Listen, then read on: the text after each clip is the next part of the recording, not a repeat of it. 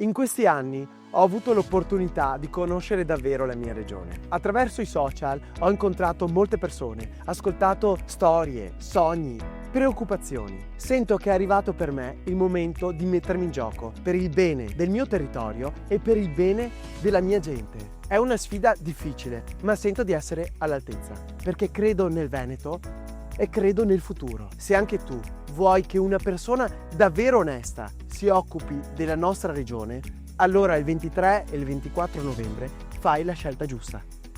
Votami. Cosa sto dicendo?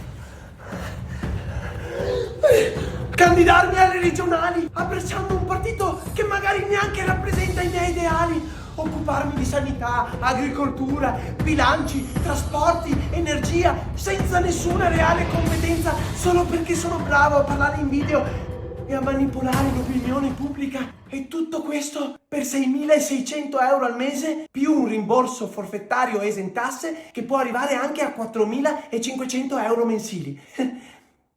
Questo non è un incubo! Ma perché mi sono svegliato? Lasciami sognare ancora un po', dai. È una grande responsabilità, ma me la voglio prendere.